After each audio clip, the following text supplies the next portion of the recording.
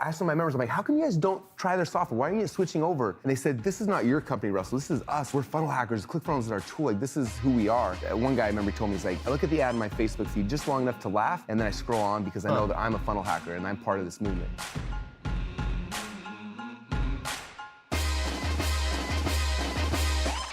Why do people need to build a tribe? How do you do it?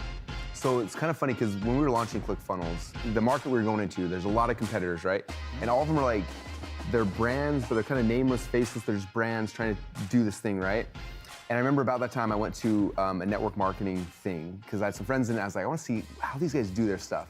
I show up in this room and there's like 4,000 or 5,000 people in this room, and everyone's getting on stage and they're crying, and I'm so confused. I'm like, this is a software company. Why are all these people crying? And like person after person for 2 or 3 days, and I'm so confused. And finally I look over to one of my buddies in there, I'm like, and he said to me, he said, you know what they're doing here? And I was like, I had no idea, but everyone's crying, I'm confused. And he said, they didn't build a software company. He's like, they created a movement, and that's why people are here. That's why they're coming.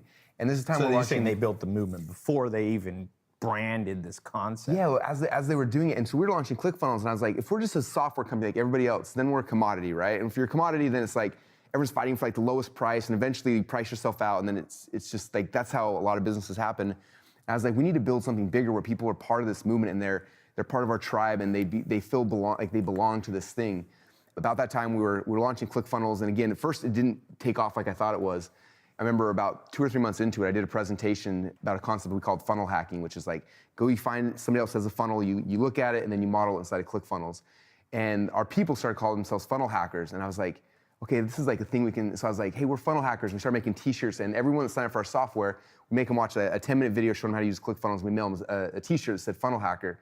And all of a sudden, all these people started wearing funnel hacker t-shirts. I got a message today from a guy in China who was at like the market, and he's like, I bumped into a guy with the funnel hacker shirt, took a picture of it, sends it to me, and it happens like all the time because this tribe, this culture, this thing we've tried to build has been huge. And what's interesting is, you know, right now, you mentioned before, we have 55,000 members, and I talk to some of them because every single week, almost every week since we launched ClickFunnels, there's been like the next ClickFunnels killer that's coming out, and everyone, I get all the emails from everyone forward, and like, oh, the competitor's coming out. And so far, I think it's been like 30-something that have come out, and all of them have kind of fallen by the wayside and didn't do much. You think that's because they weren't movements like yours? Yeah, well, I asked some of my members, I'm like, how come you guys don't try their software? Why aren't you switching over? And they said, because we're like, this is not your company, Russell. This is us. Like, we're funnel hackers. ClickFunnels is our tool. Like, this is who we are. And they said, one guy I remember told me, he's like, I look at it long enough, I look at the ad in my Facebook feed just long enough to laugh, and then I scroll on because I know that I'm a funnel hacker and I'm part of this movement. And so it's like, everyone's coming trying to beat us on pricing and things like that. And it's like, no, we built a community, we built a tribe of people who have a belief they're going somewhere, there's a vision, what they're all trying to do.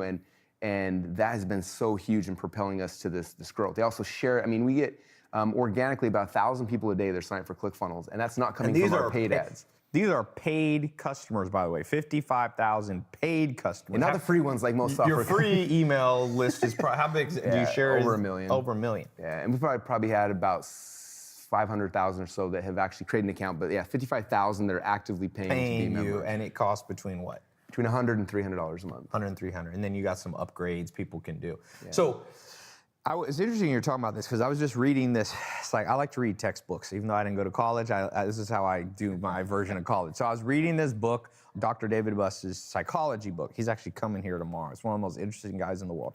And he's talking about the rise of gang membership around the world. And he said it completely tracked the breakdown of the old family unit tribe, right? Gangs started to get big, let's say. I mean, there's always been some form of gang, but people want to belong to something. Mm-hmm. And so now if you can build a business, you see that with like Lady Gaga. She called her fans like wasn't it Little Monsters or something like that? And Justin Bieber, what are they called? Beliebers. Right? And that sounds stupid. When I saw that, I'm like, but maybe they're smarter than we think. And you had this thing, funnel hackers. And it's like, what should I use? Zach, what do we need to go? Thailand? Thai tribe? No, I don't want my name in it, because I think it's important, like you're saying, you didn't build yourself as the brand. Something bigger. In fact, so one of our top success stories I talk about in the book a lot, she's in the weight loss space, and her maiden name was Tool. So she always was Tool Time Trainer, and it was tough because people didn't self-identify with that. Right. And so she heard this the first time, she was at an event we did, and on the fly home, she's like, I need to change this to something that that my people will associate with. And it was tough for her because her business at that point had been her name. And she's like, but that's not big enough for everybody else. And so on the flight home, she was thinking about ideas, and all of a sudden she had this idea. She's like, I'm gonna rebrand it as Lady Boss Weight Loss. And my women are gonna be lady bosses. They went home, they completely deleted their whole business, which was doing well, rebranded it, launched this thing called Lady Bosses. And if you look at her movement right now, they have over 100,000 women who have purchased their programs, who are in this thing. And every single week they do these swag drops. They come in and she's like, I got my Lady Boss swag, and she'll come in and she'll reveal it. And it'll sell it for a short period of time. And I'm not allowed to share their numbers, but they will sell so much clothing in a finite period of time to all the lady bosses. Yeah. Because they have these shirts that say, I'm a lady boss, and they have all these quotes that people self-identify with. Yeah. And when they took it from a brand of their name to this thing that's bigger, people can identify with that. When they're in the gym, they see other lady bosses and they're like, this is who we are, this is part of, this is our culture. So it works in any business, and so it's hard with your name though, because. Yeah, Tai makes it sound like Thailand, even though I'm not Asian at all. People are like, oh, Tai? So tip number one for all of you, you can read his book, Expert Secrets. We'll put a link, tailopez.com/clickfunnels, and that will put a link to what Russell's doing. And I just want to reiterate, I've seen this over and over. Even what I do, people, I have Knowledge Society as one of the names of one of my companies. And it's not even something I tried to brand. And I see my employees latching onto that, because you can't latch onto being Tai Lopez. That's just one person.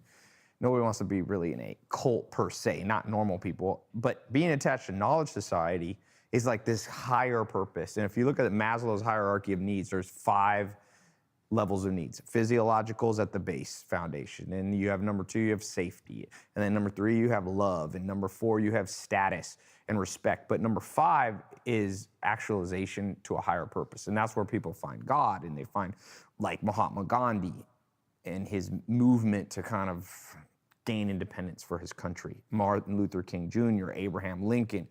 And so what you're doing is you're applying those same principles to a brand. Mm-hmm.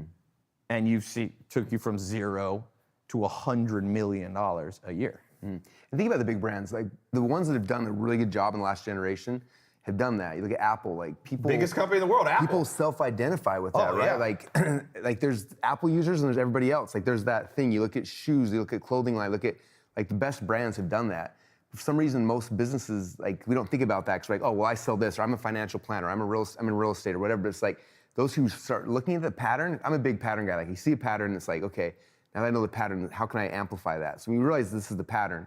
And the book goes through how to create those movements. But you understand the pattern, and it's okay, how can I do this in my business? And when I became aware of it, then it's okay, now I know what it is. I can amplify this, and I know these are the pieces of how to make this movement happen, and what are all the elements of a good movement, and how to be the leader of that movement, and what are the things, when you understand it, you can amplify it. And most people never know. They're just, I sell this thing. This is my business. It's think about politics. Politics are huge for this.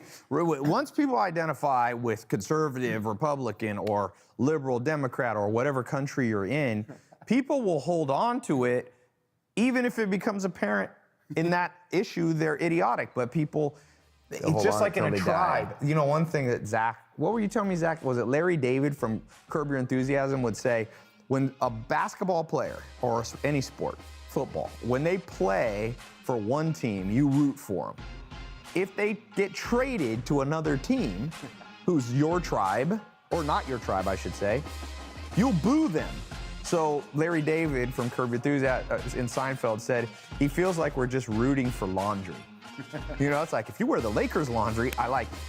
People like Ronaldo when he plays this team, but if he plays here, and that's you need to apply that mass psychology to your own business.